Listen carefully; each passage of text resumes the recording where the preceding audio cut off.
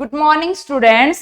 जो हमारा next topic था वो क्या है, जो लास्ट बच गए हैं इस यूनिट का रेस्पिरेटरी सिस्टम के श्वसन तंत्र का, वो क्या है, ट्रेकियोस्टोमी और पोस्चुरल ड्रेनेज।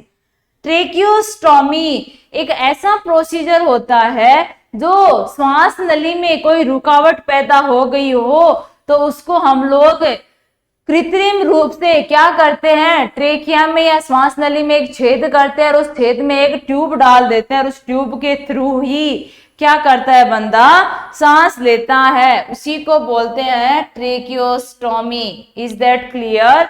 अगर यहाँ हम ट्रेकियोस्टोमी के डेफिनेशन की बात करेंगे तो नॉर्मल ब्रीथिंग पैटर्न स्थापित करने के लिए, सामान्य श्वसन प्रक्रिया स्थापित करने के लिए सर्जरी के द्वारा एक रोगी की ट्रेकिया या श्वास नली, समझ में आ रहा है, श्वास नली में हम क्या करते हैं, एक ओपनिंग और छेद बना देते हैं, उसी को हम क्या बोलते हैं, ट्रेकियोस्टोमी। यह ओपनिंग प्राय ट्रेकिया की तीसरी और चौथी रिंग, टोटल क्या होती है, 19-20 रिंग होती है, किसमें, ट्रेकिया में। तो तीसरी और चौथी रिंग के बीच में क्या किया जाता है, ये छेद बनाया जाता है और इसमें एक ट्यूब लगा दी जाती है और उस ट्यूब को आप क्या बोलते हो, ट्रेकियोस्टोमी ट्यूब। अरे सामान्य श्वास प्रक्रिया बनाए रखने के लिए हम एक रोगी के ट्रेकिया श्वास नली में एक आर्टिफिशियली छेद बना देते हैं और उस छेद में क्या करते हैं, एक ट्यूब डाल देते हैं और उस ट्यूब के द्वारा वो बंदा क्या करता है, सांस लेता है। उसी को आप क्या बोलते हो, ट्रेकियोस्टोमी बोलते हो। Is that clear? अगर आप इसका प्रोसीजर देखोगे, प्रोसीजर के अंदर देखना, ये एक आदमी है, बीमार आदमी मान लो, अब इसकी ट्रेकिया में हमने यहाँ इंसिजन किया और इंसिजन करके ये ट्यूब ऐसे लगा दी, देखो यहाँ से देख लेना, ये पूरी ट्यूब यहाँ पे लगी हुई है, समझ में आया, और इसी ट्यूब से बंदा क्या करेगा, सांस लेगा। समझ में आया आप लोगों को? ये क्या हो गई, ट्रेकियोस्टोमी। Is that clear? ये क्या हो गई है, बंदे की ट्रेकियोस्टोमी। हमारे मेन उद्देश्य क्या होता है, हम लोग क्यों करते हैं ट्रेकियोस्टोमी? ट्रेकियोस्टोमी करने के पीछे मेन उद्देश्य यही होता है कि लंबे समय तक रोगी का ब्रीथिंग पैटर्न या श्वसन प्रक्रिया सामान्य बनाए रखना। एक रोगी की ब्रीथिंग पैटर्न को सामान्य बनाए रखने के लिए हम लोग क्या करते हैं, ट्रेकियोस्टोमी। अगर ट्रेकिया और ब्रोंकाई में कोई भी सिक्रीशन जमा हो गया है, उनको हटाकर एयरवे को क्लियर करने के लिए भी, मैंने कहा कोई ब्लॉक आ गया है, कोई रुकावट पैदा हो गई है, तो उस रुकावट को वहां से हटा के और उस एयरवे को क्लियर करने के लिए भी हम लोग क्या करते हैं, ट्रेकियोस्टोमी करते हैं। जब एक इंसान में एंडोट्रेकियल या ईटी ट्यूब द्वारा रोगी का नॉर्मल ब्रीथिंग पैटर्न स्थापित करना संभव नहीं हो, अरे कई बार ट्रेकियोस्टोमी तो हमारे पास लास्ट ऑप्शन होता है, उससे पहले हम एंडोट्रेकियल ट्यूब के द्वारा भी क्या कर सकते हैं, श्वसन प्रक्रिया स्थापित कर सकते हैं। बट अगर वो सिचुएशन भी फेल हो जाए तो हम उसको क्या करते हैं, ट्रेकियोस्टोमी करते हैं। समझ में आ रहा है?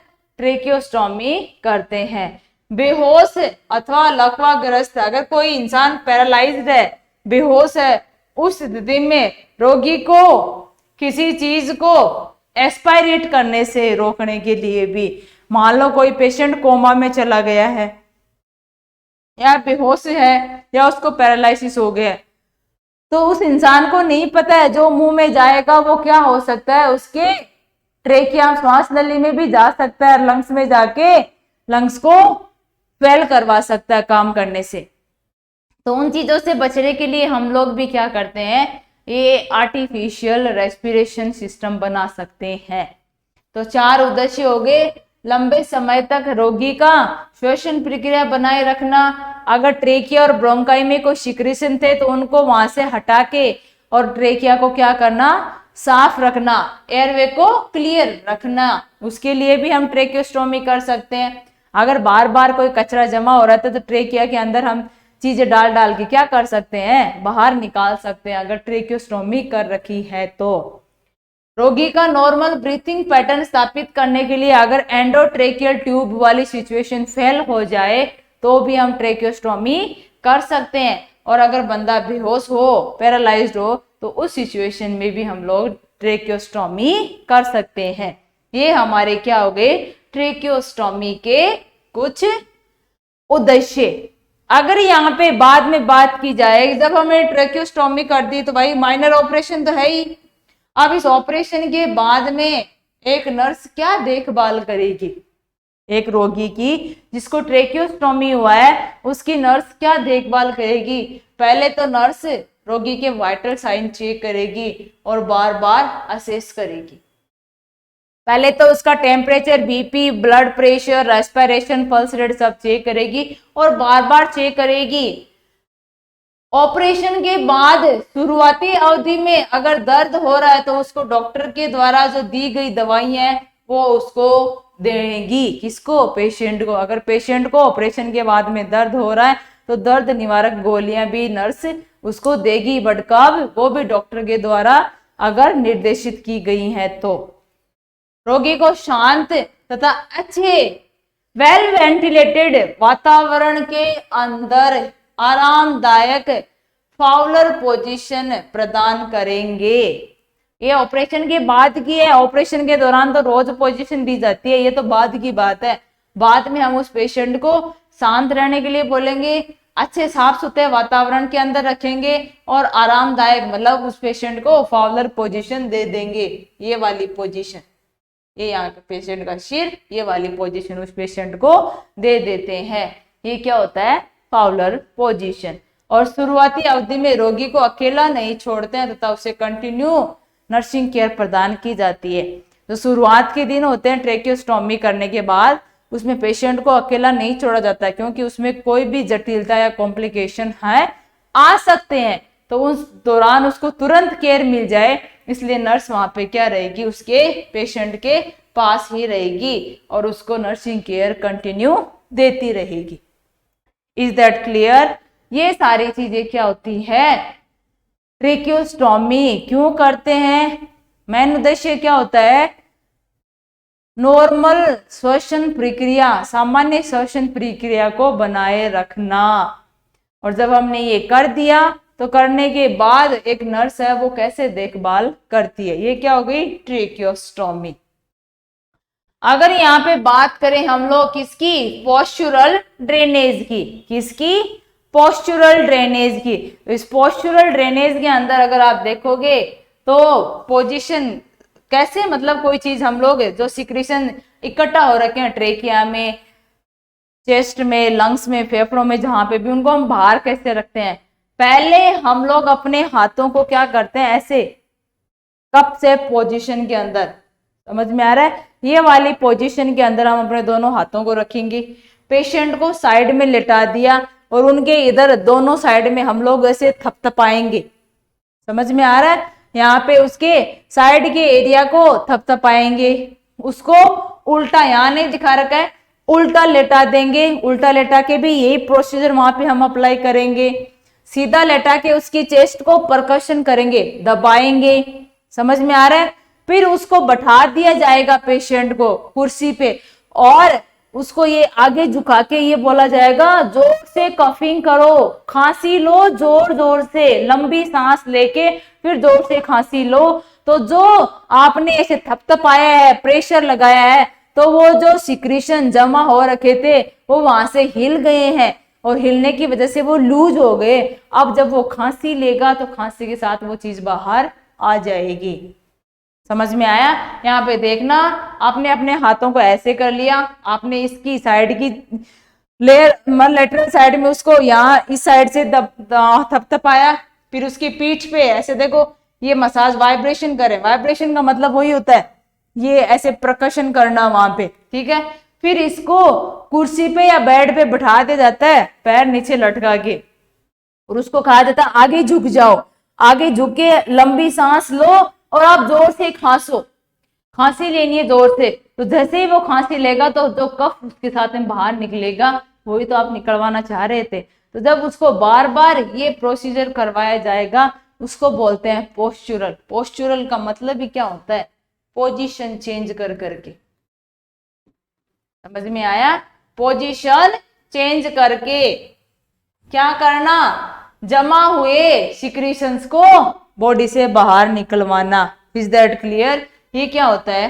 Postural drainage. Is that clear? अगर यहाँ पे नेक्स्ट हम इसी पोस्चुरल ड्रेनेज के बारे में पढ़ेंगे तो इसके अंतर्गत पृथ्वी के गुरुत्वाकर्षण, गुरुत्वाकर्षण का मतलब आप सारे जानते हो, अगर कोई चीज ऊपर उछालते हो तो ऊपर नहीं जाती, नीचे वापस आएगी, इसी को बोलते हैं गुरुत्वाकर्षण बल। ग्रेविटेशनल फोर्स, भाई फिजिक्स में सारे लोगों ने पढ़ा होगा ना ग्रेविटेशनल फोर्स क्या होता है। न्यूटन के नियम पढ़े ना सभी ने कि चीज जब ऊपर से गिरती है तो वो बीच में क्यों नहीं रह जाती, ऊपर क्यों नहीं जाती, वो नीचे क्यों आती है? वो होता है गुरुत्वाकर्षण बल और ग्रेविटेशनल फोर्स का उपयोग करते हुए रोगी को अलग अलग पोजीशन प्रदान करते हुए लंग्स के विभिन्न भागों में जमा स्राव और सिक्रीशंस को बाहर निकालना। किसके थ्रू? पोस्चुरल ड्रेनेज के थ्रू। क्या करना? ये इसके अंतर्गत पोस्चुरल ड्रेनेज के अंतर्गत क्या होता है? गुरुत्वाकर्षण बल का उपयोग करते हुए हम रोगी को अलग अलग पोजीशन देते हैं। वो अलग अलग पोजीशन देते हुए हम लंग्स के विभिन्न भागों में जो जमा सिक्रीशंस है हम उनको क्या करेंगे? बाहर निकालेंगे। पोस्चुरल ड्रेनेज के दौरान लंग्स के भागों में सिक्रीशंस को बाहर निकालने के लिए अलग अलग पोजीशन का उपयोग किया जाता है। बता दिया ना, पेशेंट को लेटरल पोजीशन टेढ़ा सुला दिया है, पेशेंट को उल्टा भी सुला दिया है, पेशेंट को सीधा भी सुला दिया है, पेशेंट को बैठा भी दिया है। ऐसी बहुत सारी पोजीशंस होती हैं जिनके द्वारा हम लोग क्या कर सकते हैं? लंग्स के जहां जहां जिन जिन भागों में सिक्रीशंस जमा हो रखे हैं हम उनको बाहर निकाल सकते हैं। This is the postural drainage. ये जो पोस्चुरल ड्रेनेज है इसका इंडिकेशन या क्या पर्पज है? ये हम लोग कौन कौन सी स्थितियों में लंग्स में एकत्रित सिक्रीशंस को बाहर निकालने के लिए पोस्चुरल ड्रेनेज का उपयोग लेते हैं? पहला, ऑपरेशन के पूर्व अवधि अथवा ऑपरेशन के पश्चात अवधि, जब एयरवे में अतिरिक्त स्राव जमा हो जाए। अरे ऑपरेशन से पहले या ऑपरेशन के बाद में अगर उसके एयरवे में सिक्रीशंस ज्यादा जमा हो गए हैं तो उस स्थिति में भी हम लोग क्या करते हैं? पोस्चुरल ड्रेनेज करते हैं। ऑपरेशन से पहले और ऑपरेशन के बाद में जो बीच के टाइम ड्यूरेशन के दौरान अगर अत्यधिक सिक्रीशंस जमा हो गए हैं लंग्स में तो उनको बाहर निकालने के लिए भी हम लोग क्या कर सकते हैं? पोस्चुरल ड्रेनेज का उपयोग कर सकते हैं, काम में ले सकते हैं। नेक्स्ट वन क्या होता है? जब रोगी में अस्वस्थता के कारण, मतलब अगर वो स्वस्थ नहीं है, अस्वस्थता के कारण कोई भी बीमारी या संक्रमण हो रखा है और उस संक्रमण के दौरान स्वयं के प्रयासों से एयरवे में जमा सिक्रीशंस को बाहर निकालने में सक्षम नहीं हो।